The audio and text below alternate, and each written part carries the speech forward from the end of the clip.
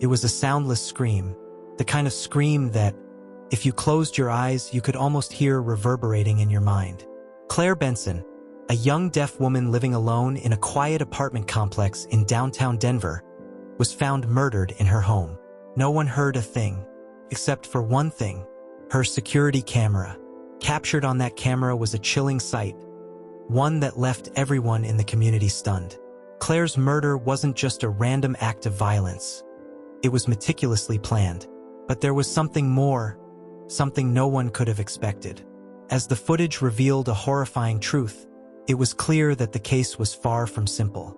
Who killed Claire Benson, and why?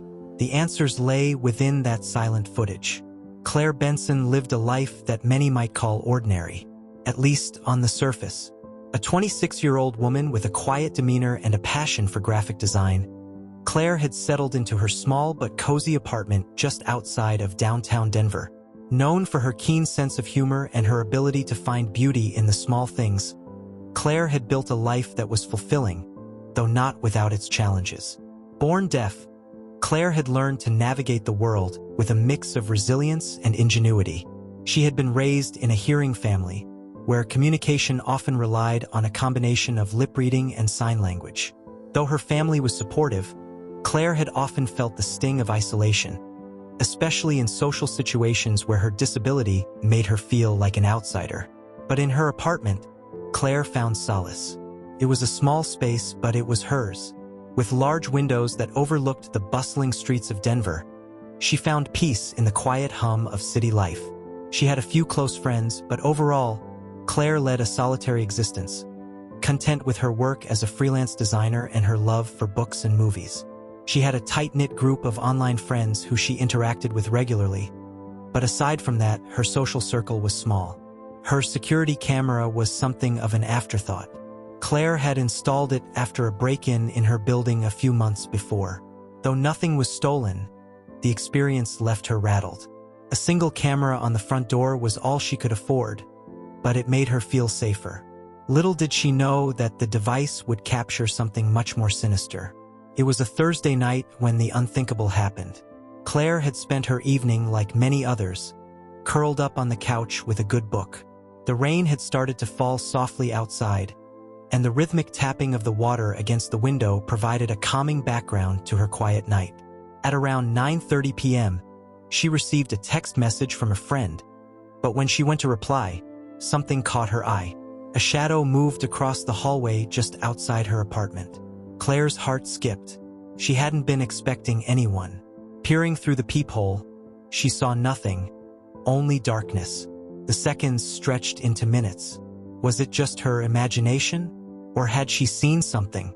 The camera on her door had caught nothing, but that didn't ease her nerves. Claire quickly decided to ignore the feeling and went back to her book. However, as the minutes passed, a creeping unease began to gnaw at her. She couldn't shake the feeling that someone was watching her. Suddenly, the doorbell rang. Claire froze.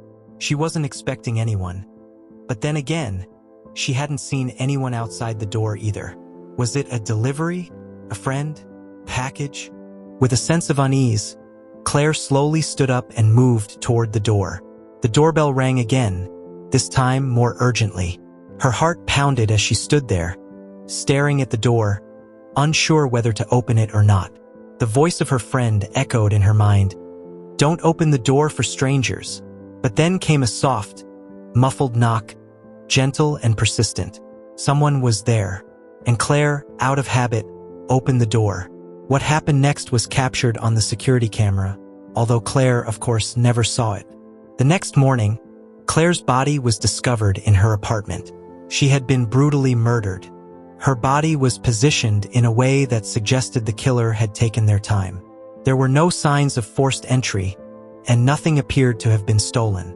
Detective Sarah Hopkins was assigned to the case, and from the moment she walked into Claire's apartment, she knew this was no ordinary crime. Claire's death was calculated, and the killer had known exactly what they were doing. The security footage provided the first breakthrough in the case. As the footage revealed, Claire had opened the door, but instead of a delivery person or a friend, a man stood there. His face was obscured by a large hooded jacket, and his movements were deliberate. He didn't speak, he simply entered. Claire didn't try to fight him off or even make an attempt to flee. It was as though she trusted him, or worse, knew him. The chilling part? The man didn't appear in the footage for long before the camera cut out. The last image captured was a grainy, unclear shot of Claire's lifeless body, her hands still hovering near the door. Detective Hopkins began to dig deeper into Claire's life, seeking any possible connections to the mysterious man on the footage. What she found was surprising. Claire had been in contact with a man named Paul Turner, a former college acquaintance. Their online interactions had been friendly, but recently, they had been becoming more frequent. In fact, just days before her death, Claire had confided in Paul about feeling uneasy about someone following her. Paul, when interviewed, claimed he had no idea who the killer could be. He seemed genuinely shocked by the news of Claire's murder. His alibi checked out, and there were no signs he had been anywhere near her apartment that night. However, something didn't sit right with Detective Hopkins. The security footage had been tampered with. The power to the camera had been cut at a specific time, just when Claire opened the door. Who had access to the system, and why had they deliberately interrupted the footage at that exact moment? As Detective Hopkins delved deeper into Claire's past, a shocking revelation emerged. Claire had been receiving increasingly strange messages in the weeks leading up to her death. Initially, they appeared to be from a fan of her design work, harmless compliments at first. But over time, the tone of the messages shifted. They became darker, obsessive. The anonymous sender seemed to know intimate details about Claire's life. What's more, the sender had used language and phrasing that suggested they were someone who had been watching her for much longer than just a few months. They knew her habits, her routine, even the friends she interacted with online. It didn't take long for Detective Hopkins to connect the dots. Claire had been stalked, but who was behind it? Just when it seemed like the investigation was going nowhere, a crucial piece of evidence came to light. The security footage had a flaw, a hidden detail that no one had noticed before. After carefully examining the footage frame by frame, Detective Hopkins discovered something startling. A brief moment before Claire opened the door, there was a flicker in the video. It was faint, but it revealed something crucial. The killer was already inside. The man had been in Claire's apartment long before she opened the door. He had been hiding, waiting for the moment when she would let her guard down. The doorbell had been a ruse, a way to lure her into a false sense of security. The most chilling part of this discovery was the realization that the killer had been living in the apartment complex all along. Someone had known exactly how to manipulate the surveillance system and had used it to execute a perfect crime. In the end, the killer was identified as someone Claire had known, someone she had unknowingly invited into her life. The investigation concluded with a sense of justice, but also with a deeper sadness. Claire's life was taken not by a stranger, but by someone who had been right in front of her the entire time.